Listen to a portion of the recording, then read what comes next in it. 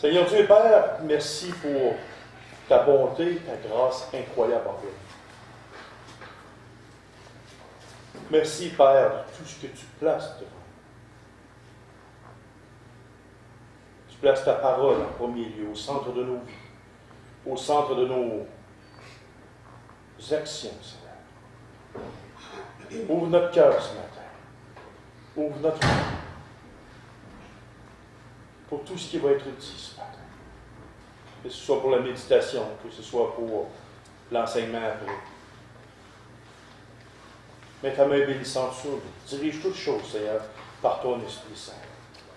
Et c'est au nom de ton Fils Jésus pour nous. Amen. Et pour nous, je vais vous inviter à tourner dans Marc, chapitre 8, s'il vous plaît.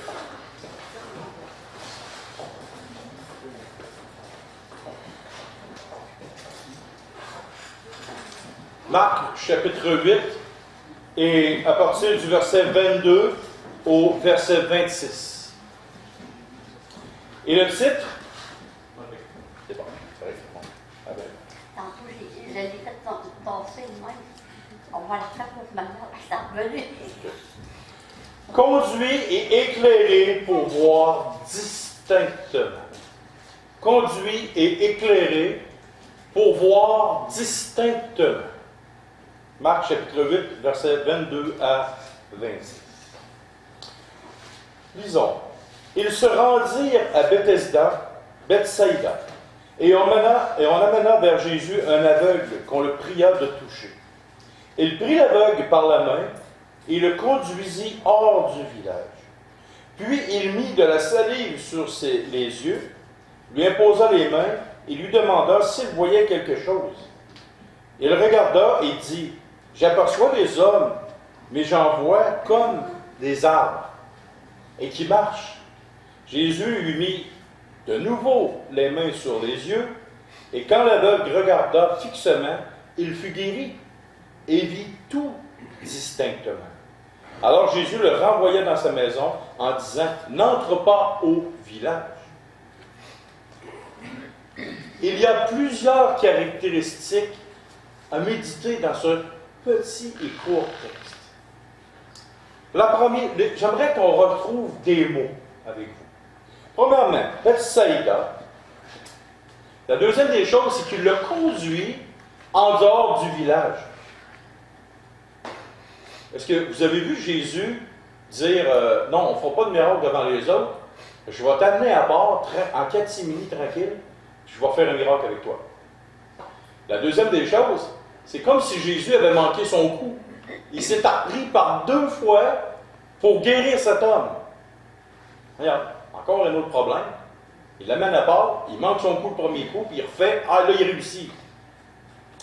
Et il dit, ah, retourne pas dans ton village, mais il dit, rentre chez vous. Regarde. C'est totalement contraire à l'habitude de faire du Seigneur Jésus. Littéralement. Les miracles étaient donnés et destinés pour démontrer qu'il était le Messie d'Israël. Mais là, tout d'un coup, silence radieux.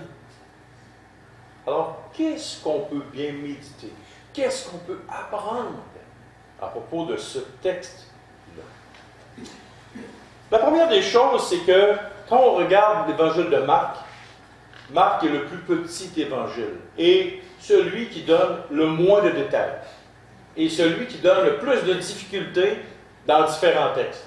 Il est le premier évangile à avoir été écrit. Et rassurez-vous, les 3 autres n'ont pas copié sur l'évangile de Marc comme certains grands penseurs de ce monde ont dit. Première des choses. La deuxième des choses, de se rendre à Bethsaïda. Bethsaïda, quelle était Bethsaïda? Était une ville totalement indifférente au Seigneur Jésus-Christ.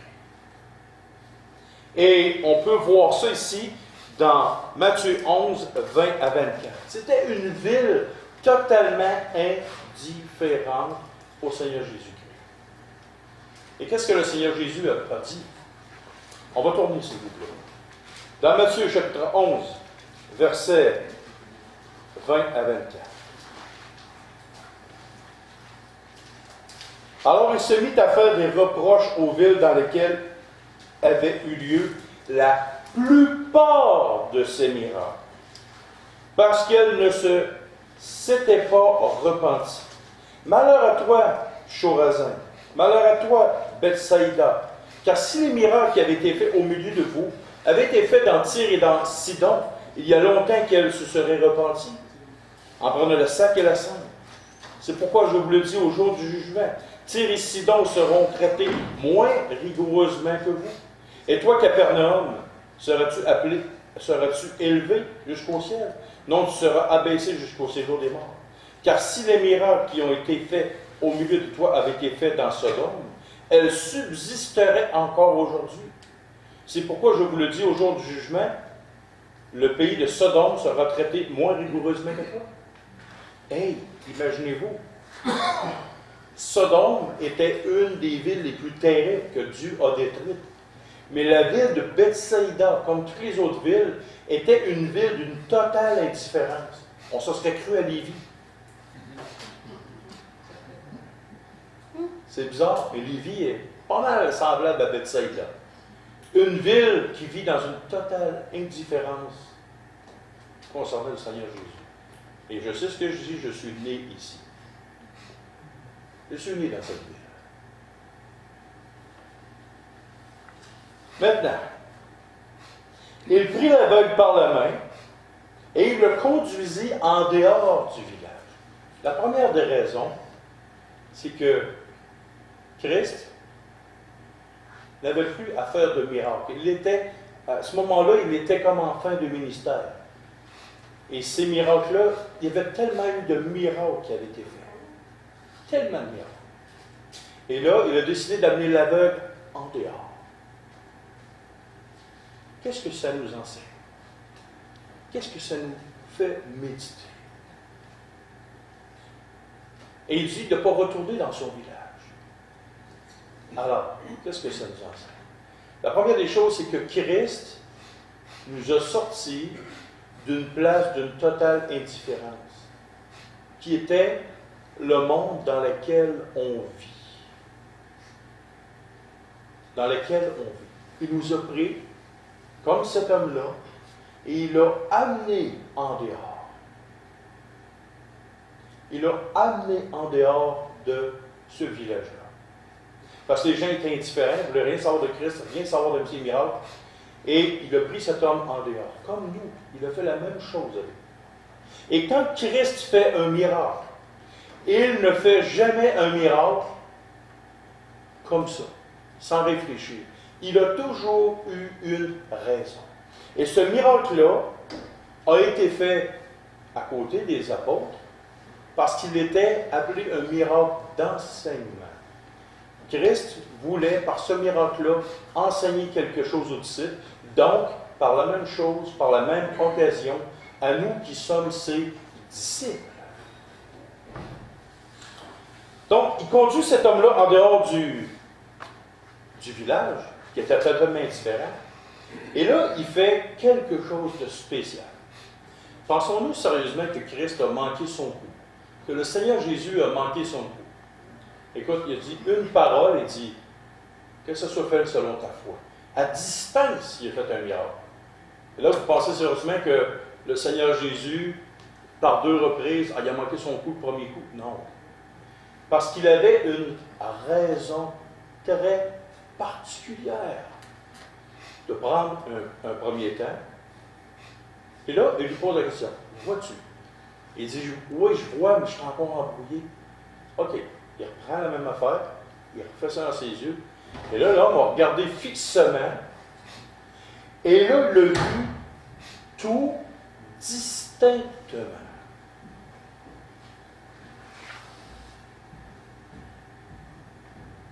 On va tourner dans Jean chapitre 1, versets 9 à 14.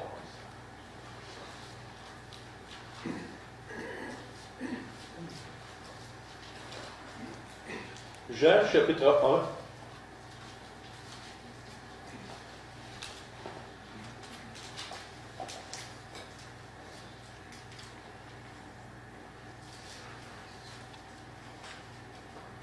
En parlant de Christ. Cette lumière était la véritable lumière qui, venant dans le monde, éclaire tout homme. Elle était dans le monde et le monde a été fait par elle. Et le monde ne l'a point connue. Elle est venue chez les siens et les siens ne l'ont point reçue. Mais à tous ceux qui l'ont reçue et à ceux qui croient en son nom, elle a donné le pouvoir de devenir enfants de Dieu, lesquels sont nés non du sang, ni de la volonté de la chair, ni de la volonté de l'homme, mais de Dieu. Et la parole a été faite chair et elle a habité parmi nous, pleine de grâce et de vérité. Et nous avons contemplé sa gloire, une gloire comme la gloire du Fils unique venu du Père. Quel était le principe dans cette chose? C'est que Christ a pris cet homme-là à part. Et là, la première des choses qu'il a fait, il a mis. Les personnes ont vu tranquillement, pas vite, des choses apparaître. C'était embrouillé, c'était flou. Ensuite, il a recommencé une chose, et là, il a vu distinctement d'autres choses. On vient de lire que Christ est la lumière du monde. Il éclaire tout homme. Il est venu chez les siens, mais les siens n'ont pas reçu. En parlant du peuple d'Israël. Donc, la lumière, qu'est-ce qu'elle a fait? Elle s'est tournée vers les païens, vers le monde. Et on va tourner dans Ésaïe 42, s'il vous plaît. On va avoir une prophétie biblique nous concernant, nous, les nations. Ésaïe 42.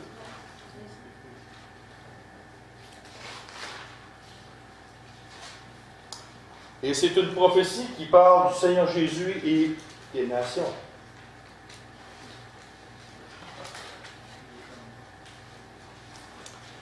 Voici mon serviteur que je soutiendrai, mon élu en qui mon âme prend plaisir.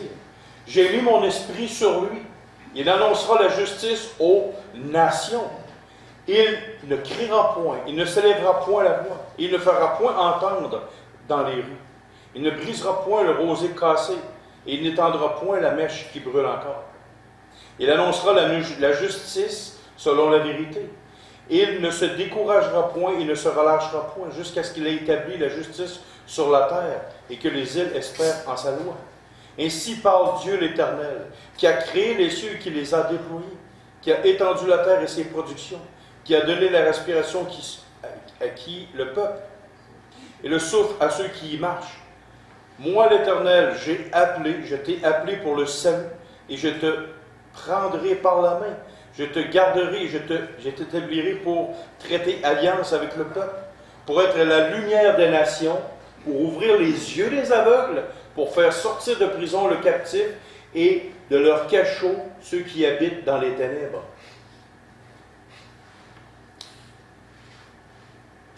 Je suis l'Éternel, c'est là mon nom, et je ne donnerai pas ma gloire à un autre, ni mon honneur aux idoles. Voici les premières choses se sont accomplies, et je vous en annonce de nouvelles. Avant qu'elles arrivent, je vous les prédis. Une prophétie concernant Christ. Christ est venu en Israël. Les hommes l'ont rejeté, d'Israël. Le peuple d'Israël l'a rejeté, le Messie. Mais comme la prophétie dit, je n'éteindrai pas ce qui brûle encore. Je ne casserai pas le roseau, je ne l'éliminerai pas.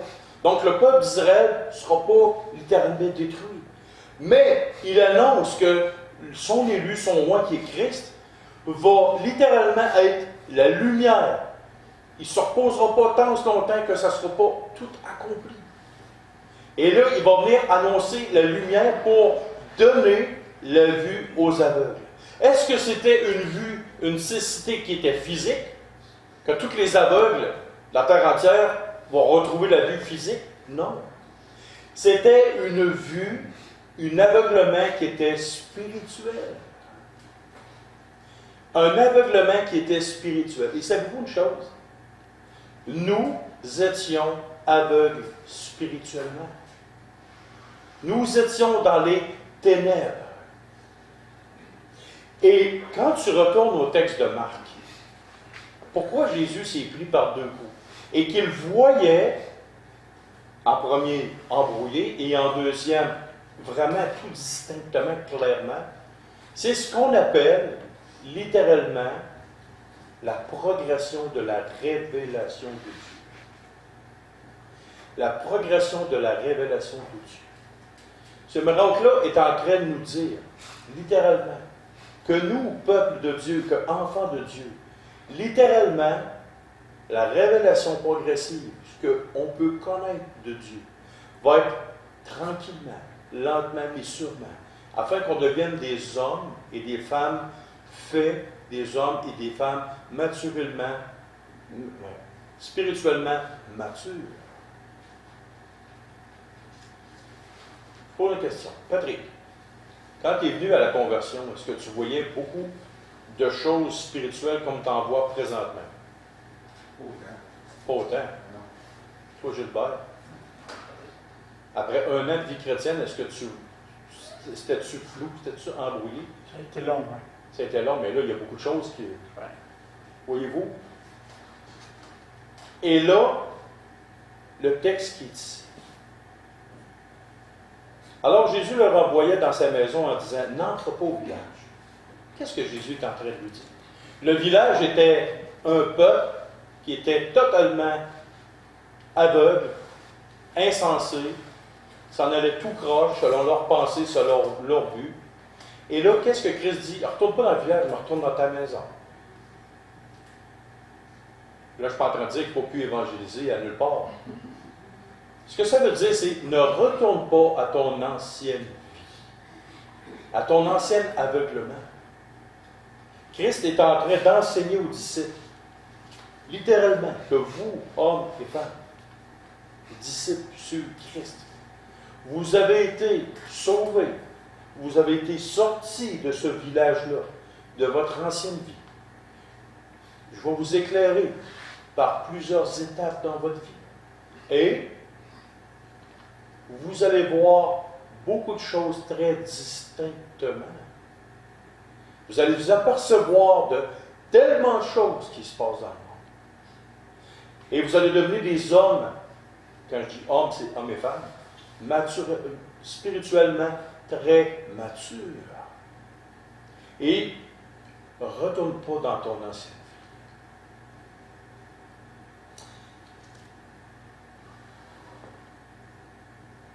Alors, on va dans Matthieu chapitre 15, versets 12 à 14.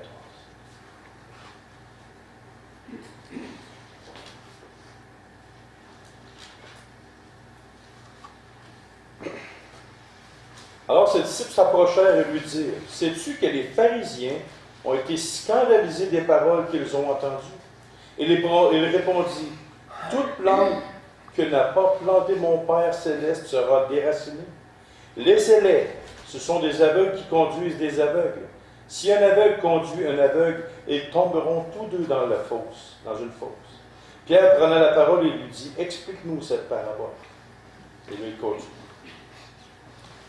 Voyez-vous, l'éclairage spirituel que nous avons reçu et qui est constant dans nous,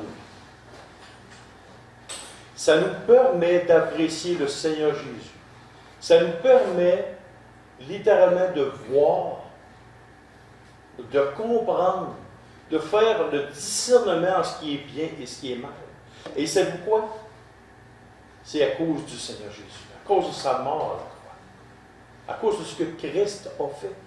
Il nous a permis de voir, d'être éclairés, d'être allumés. Quand vous regardez les choses dans le monde, trouvez-vous que ça fait du sens? Juste dernièrement, trouvez-vous que ça fait du sens qu'il y ait eu un attentat dans l'Iran? Est-ce que c'est justifié? Je ne rentrerai pas là-dedans. Est-ce que c'est justifié que les hommes ont attaqué l'armée américaine à plusieurs endroits? Et voici l'état d'escalade qui vient de commencer. Tu attaques les Américains vont t'attaquer, et ça commence l'escalade de violence. Toutes les choses folles qu'on voit dans le monde, les choses graves qui se produisent, tous les courants doctrinaux, toutes les pensées tout croches, le mal qui se fait dans le monde, voyez-vous, c'est parce que les hommes ne sont pas éclairés. Les hommes sont encore dans les ténèbres. Imaginez-vous, demain matin, si tout le monde appliquait aimez-vous les uns les autres. Pardonnez à ceux qui vous ont offensés. Donnez à ceux qui sont dans le besoin. Hey! Je pense que à peu près 98% des problèmes sur la tête de régler. Mais les gens ne sont pas éclairés, ils sont encore dans les ténèbres. Et pour nous, ce matin, je pense qu'on peut adorer Dieu, on peut louer Dieu, on peut le célébrer ce matin, on peut prendre ce repas. Parce que pour nous, ce repas-là représente énormément, beaucoup de choses. Parce que nous avons été éclairés. Si tu demanderais à un inconverti de prendre ce repas-là, il te regarderait et il dirait « C'est juste du jus de raisin et du pain. Je ne comprends pas pourquoi vous prenez ça le dimanche matin. Je ne comprends pas pourquoi que. Je ne comprends pas pourquoi que. Je ne comprends pas pourquoi vous avez une affection comme ça pour un certain Jésus. Peut-être un personnage historique. Et quand les gens se convertissent, comme dans 2 Corinthiens 3, quand les gens, leur cœur se convertissent, le voile est enlevé et les gens ne sont plus aveugles. D'un homme ou d'une femme qui méprisait le Seigneur Jésus, quand la personne se tourne et se convertit et elle devient née de nouveau, alors littéralement, son cœur, ses affections changent, sa pensée est ouverte, ses yeux sont plus voilés et son cœur, son âme, cette personne est totalement éclairée. Est-ce que vous comprenez le privilège qu'on a ce matin? Dans les ténèbres, éclairés, mais de plus en plus éclairés, on s'aperçoit de tellement de choses. Et là, je pense que ce matin, on peut prendre le repas du Seigneur. Et merci que le Seigneur ne nous a pas laissés dans notre situation dans laquelle on était. Imaginez le pire drame qui ne peut pas arriver. C'est quoi le pire drame dans la vie d'une personne qui ne peut pas arriver? Comment? On ne peut pas perdre notre salut. Il faut avoir accès au salut. Oui. Le pire drame n'est pas de perdre un conjoint, une conjointe, une femme ou un mari. Ce n'est pas de perdre ses parents, ce n'est pas de perdre rien. C'est d'arriver aux portes de l'éternité dans un état de pécheur. Ça, c'est l'affaire la plus grave qu'un être humain ne peut pas vivre. Et ils sont des millions à rentrer à tous les jours. Des millions qui rentrent à tous les jours en étant encore dans les ténèbres. Et nous, on a le privilège, enfants de Dieu, d'avoir été éclairés. Et ce n'est pas parce que les gens, Dieu les a choisis ou pas, c'est parce qu'ils ont préféré les ténèbres à la lumière de Dieu.